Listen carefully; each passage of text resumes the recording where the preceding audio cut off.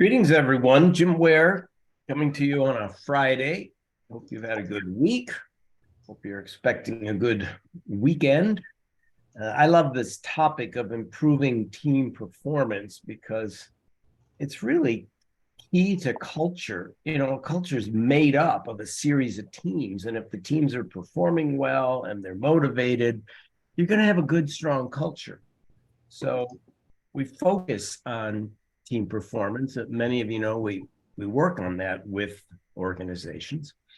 So my question for you all, and I sort of tease people with the introduction to this session with, come on now, why aren't you measuring team performance? So if in some way, shape, or form you're measuring team performance, good for you. But think about practically if you want to improve your piano playing or your golf game, you need to take the temperature of how you're doing. You need to have a metric or several around: are you improving? Are you standing still? Are you going backwards? The simplest one in life, and I wish we could do this with various aspects of organizations, but it's not that simple, it is your weight. So if you're on a diet, you get on the scale and you see if you're working the diet or not, and if it's working. And that would be lovely for metrics. But even if you think of something that's not quite so clear, like your golf game, well, you've got driving, off the tee, you've got iron shots off the fairway, you've got putting on the green. And if, say, you're working with a pro, you could get a score on each of those, like from 1 to 10 of how you're doing. And the idea would be then you'd know what to focus on. You need all of those elements to be a really good golfer. So what we've developed over time, and I want to show it to you here, is 24 factors. And this is kind of how they lay out eventually after a given team has taken the team scorecard. All of these factors you're looking at, there are 24 of them, have been carefully researched, not only by us, but by organizations like Gallup and some of you know, Lencioni, those people, really carefully. That a team that is really good has to look at these 24 factors. And again, the emphasis today on this short webinar is to understand these factors and take seriously the idea of measuring them. So we measure all of these factors. Let me just read a couple of them to give you an idea where we're coming from. Different ideas, opinions, feelings, perspectives from team members are respected. So this gets at the idea of we have open, safe conversations in which everybody's welcome to bring their ideas. I know my role on the team and what is expected of me, okay? And everybody who takes the assessment, except the leader, we'll talk about that in a minute, is measuring on a scale of 1 to 7, how am I doing on this? So if you strongly agree that you know your role in the team and what's expected of you, you'd give that a 7. If you have no idea what you're supposed to be doing, you'd give that a 1. Okay, that would be actually kind of comical if you had absolutely no idea of what you're supposed to do. And then the scores are aggregated. These are the results for a given team. Now, I said the leader takes it differently. The leader looks at all 24 of these and says, how do I think the team is going to respond? So not his own score or her own score of how they think the team is doing, but how do I think the team's going to respond? We want that because that's an indication of emotional intelligence, in the sense that you can read the team. You understand how the team is thinking about these different factors. Okay, so we measure on 2 different scales. One I just described, the vertical, which is the skill. How good are we at this? Or how good am I? How much do I know my role? And the other is, does it matter?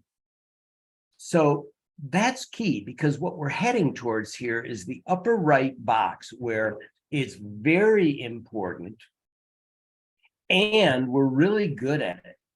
So no surprise, this team considers trust to be really important, and they think they're good at it.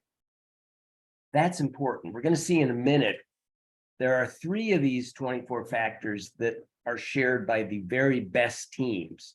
The teams that are producing the best results have 3 factors in common. Okay. Look at the bottom right now, the red box. I experience a high level of candor and openness on our team. That's considered very important. And we're not doing that well. We can improve that.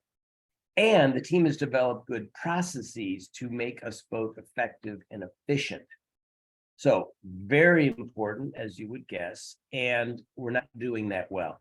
So the team scorecard immediately shows you where you want to put some emphasis. We think it's important. We're not very good at it. So let's put some focus there and get better. And every one of these factors is very addressable. They're not, existential, theoretical questions about the meaning of life. They're very addressable team questions. I mean, like the one we covered earlier, I know my role in the team and what's expected of me. If you scored that low, maybe that's a wake-up call for you. And you go into your boss and you say, you know what, we took that little assessment and I actually had to be honest with myself that I don't really know my role that clearly. It seems to have shifted over time, or we brought that new person in. And so we think that maybe my role shifted, whatever it is, have the discussion with your boss so that you know what your role is. In the middle there, I receive useful feedback from my leader. Say that's a lower score. Well, that's a wake-up call for the leader. And the good way to start that would be when you debrief the survey, the team survey, and we encourage leaders to just lay it right out for the team. Here's how we scored. If that's an unusually low score, the team leader could say, help me understand, one of our favorite mantras, help me understand how I do better at this. What kind of feedback do you want? Do you want it written? Do you want it oral? Do you want it in a team setting? Do you want it individually? And what kind of feedback? We say there are usually 3 types. The ACE formula, ACE. A is appreciation. You want my feedback around what you're doing well. C is coaching. You want me to help you get better at a given skill. Back to golf, my putting is horrible. I want you to help with putting. So whatever that feedback looks like. E is evaluation. I just want feedback around how I'm doing. Am I getting an A in this course? Am I getting a D in this course? So ACE is a good way to think about feedback as a leader. So that's the scorecard. And again, it's simple, it's very useful, it's objective. It's a great way to see if your team is performing as well as they want to. Oftentimes it will show a blind spot where the leader thought that candor was really good on the team, but the team is saying it's not as good as you think it is. And again, we'll see that in what we call the gap analysis between what the leader thought and what the team thought. And that could be because the people taking the assessment, the team scorecard, they know they're not saying everything that they really should be saying for a good, open, rigorous conversation. But the leader doesn't know that. And the leader may be thinking, well, I think everyone says what's on their mind. So that could be really important to know as a team and as a leader so you could focus on it. By the way, candor is one of the factors that even the very best teams usually are challenged with. You have to create a really safe environment for there to be full-blown candor. And the leader needs to be particularly skilled at creating that safety and then proactively looking for the candor. And that might look like somebody takes a risk and says something in a meeting that is courageous. Like, I don't think our processes are working, the second point here. And everyone kind of looks like, whoa, he really brought out the elephant in the room. The leader has to be sharp enough to say, thank you for bringing that up. I really appreciate your candor. That way he is setting, or she is setting, a tone for, we want that to be part of our team. We want that to be part of our culture, that people feel safe to bring up the tough points, ask the tough questions, say, I don't understand, I need more information, take a risk. Those things all come with safety. Okay, so I promised you what are the 3 factors that are true for the really best teams achieving the best results. And here they are. So Brian Kozlowski on our team, who is one of our superstars, helped me with this. He did the stats for all the data we've collected on teams and came back and said, Jim, here are the 3 factors that drive the quality results. Clear purpose and direction, which is one of the 24 factors. People know why they're doing this work and where they're headed. That's hugely important to the top teams. They have the right team members. So this can be a real stumbling block if leaders aren't willing to top grade their teams. In other words, really get the right people, really get strong players. No one's, slacking or riding on their laurels, resting on their laurels. They're really working and developing good results. That's important. And then, as we talked about earlier, so I highlighted it, high trust. So in the team we just looked at, they knew it was important and they scored really well.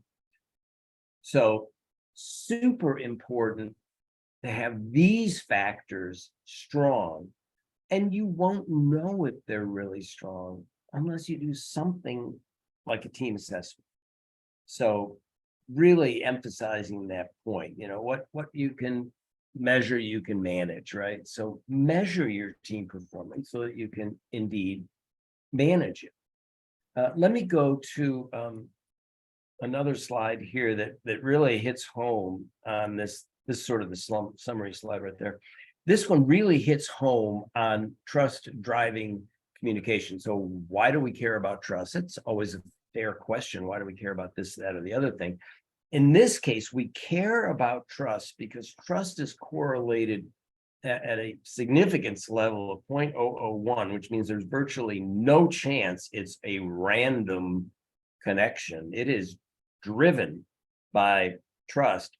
Different ideas are respected.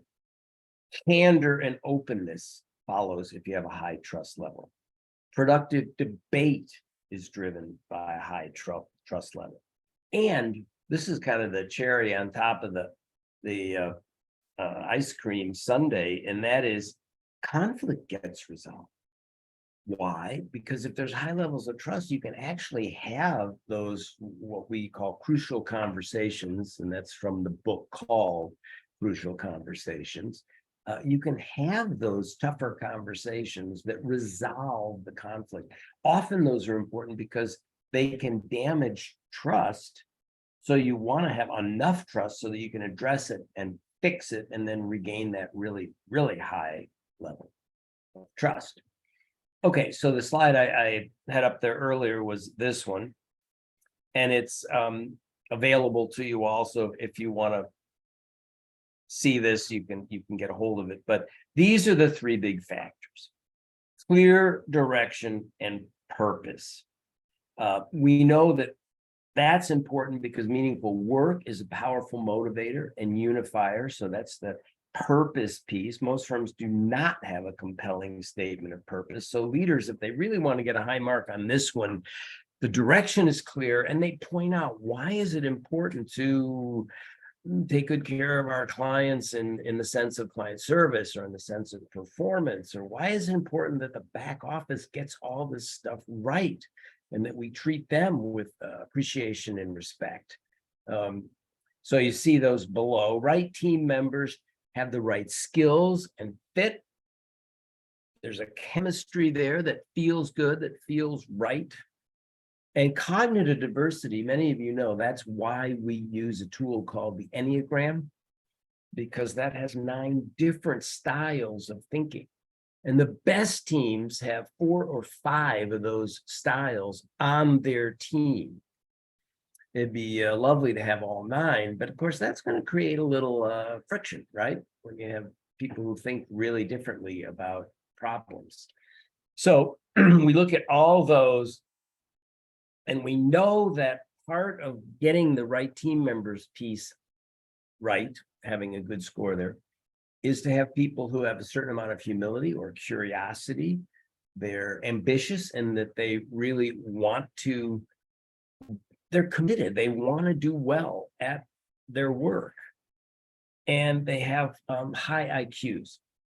So you need smart, humble, hungry people. That usually makes up a really strong team in which the team members agree we'll give a high score to this right team members factor. And then we've sort of looked at trust, but I want to close our discussion today, or my presentation today, with what are these factors that contribute to high trust? So if you are trying to get a really good score there, what is it that you're doing? You're making it clear as a leader that the interests of the team are aligned. And you remind people when they start to have friction, hey, we're trying to achieve the same thing here. So if you're in client facing, client service, we're trying to keep the clients happy. We're trying to keep them with us so they don't leave. We have high retention of clients. You're reminding them our interests are aligned. We're not at odds with one another. Benevolent concern is for a fancy way to say we care about one another. We're not egotistical. It's hard to have high trust when people are me. If you get a me type person, you're always wondering, are they going to throw me under the bus in order to preserve their own promotion or salary or whatever it is? Capability. Do they have a high level of expertise? If they're continually dropping the ball, your trust level can go down, and the leader has to look at that and say, what do we do with this person? Maybe we put them in a different role, skill them up, find out why they're not motivated enough, whatever it is. We got to get that competency level, capability up.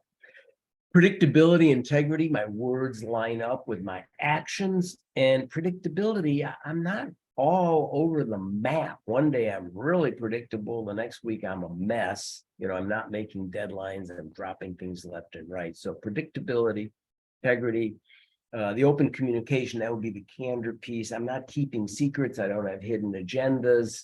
I seem like an open book in the sense of, ask me questions, I'll respond to them. I'm not sort of sneaking around with these hidden agendas. And finally, we added vulnerability. And I look at that as being the ability to just be real, genuine, sincere. So if somebody asks me, about a technical question and I don't know the answer, I just honestly say, gee, I don't know. Let me go find out, but I don't know. Or if I make a mistake, I own it. I made a mistake. I dropped the ball on that. I miss a deadline. My bad. I missed the deadline. Is there something I need to do to repair trust here? So that vulnerability is important, and there's lots out on that. Brene Brown is one of the real leading voices in that regard. But those are 6 factors that you can look at for, are we building trust? Because trust is important. It's important to high team performance. Okay, hopefully I've whet your appetite around, let's measure our team performance and see if we're as good as we think we are. Or if we're struggling, why is it that we're struggling? So more on trust, just what I explained earlier. Our next Hit It and Quit It, so we hope you will join us on July 21st. Brian, who's with us today, is crackerjack at strategy. And that is so important these days. Liz and I have been on calls recently where that was the main thing they were interested in is, hey, we've got to look at our strategy again. I mean, COVID hit, things were shaken up, the markets are difficult, the industry's shifting and changing. What's our strategy? So join us for sure, noon Central Time, July 21st, when Brian will take you through the steps of developing a really strong strategy. Fun to be with you all, if virtually. I hope you have a great weekend, and I hope this was useful. So bye for now.